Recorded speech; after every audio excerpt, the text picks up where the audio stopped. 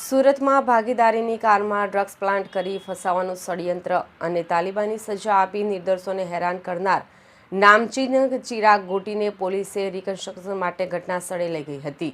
આ દરમિયાન હજારોની સંખ્યામાં લોકો રસ્તા ઉપર ઉતરી આવ્યા હતા।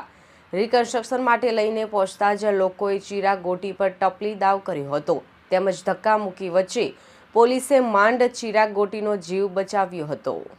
તો બીજી તરફ વર્ષો સુધી જેના ડર નીચે લોકો જીવતા હતા તે જ લોકોએ આજે ચિરાગ ગોટીના ઘર બહાર ફટાકડા ફોડી ઉત્સવ મનાવ્યો હતો અને નરાધમને ફાંસી આપોના બેનર સાથે ઢોલ નગારા વગાડીને વિરોધ પ્રદર્શન કર્યું હતું।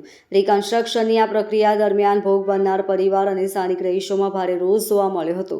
લોકોના હાથમાં ચિરાગ ગોટી વિરુદ્ધના બેનરો અને પોસ્ટરો હતા જેમાં તેને કડકમાં કડક સજા થાય અને ફાંસી આપવામાં આવે તેવી ઉગ્ર માંગણી કરવામાં આવી હતી। સામાન્ય રીતે ગુનેગારોના રિકન્સ્ટ્રક્શન વખતે ભયનું વાતાવરણ ઊભું થતું હોય છે, પરંતુ અહીં લોકોએ ડર છોડીને જાહેરમાં સૂત્રોચ્ચારો કર્યા હતા। તાલિબાની સજા આપીને નિર્દોષોને હેરાન કરનારા શખ્સની શાન ઠેકાણે આવવી જોઈએ, લોકોમાં ન્યાયની આશા જાગી હતી। ચિરાગ ગોટી પર મિત્રની કારમાં ડ્રગ્સ પ્લાન્ટ કરવા ઉપરાંત અપહરણ, ખંડણી તથા મારપીટના ગંભીર આક્ષેપો છે। તેના અત્યાચારના વિડીયો સોશિયલ મીડિયામાં વાયરલ થયા બાદ પોલીસ એક્શન મોડમાં આવી હતી અને સુપ્રીમ કોર્ટની ટકોર બાદ તેને શરણે થવું પડ્યું હતું। રિકન્સ્ટ્રક્શન દરમિયાન પોલીસનો ચુસ્ત બંદોબસ્ત હોવા છતાં લોકોની ભીડને કાબૂમાં કરવી મુશ્કેલ બની હતી। ગુજરાતમાં પ્રથમવાર કોઈ આરોપી પ્રત્યે જનતાનો આવો પ્રચંડ આક્રોશ અને સામે પક્ષે પીડિતો દ્વારા ઢોલ નગારા સાથેની આ અનોખી પ્રતિક્રિયા ચર્ચાનું કેન્દ્ર બની છે।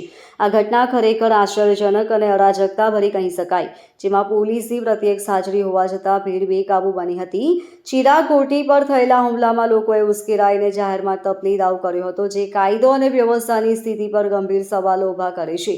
સુરક્ષા કર્મીઓની વચ્ચે જ આ પ્રકારની ખેંચતાણ અને ઝપાઝપી થવી એ દર્શાવે છે કે લોકોમાં આક્રોશ કેટલો ચરમસીમાએ હતો। ઉલ્લેખનીય છે કે ચિરાગ ગોટી જ્યારે પોલીસની ગાડીમાંથી ઉતર્યો તે દરમિયાન તેના કપડાં ફાટેલા જોવા મળ્યા હતા।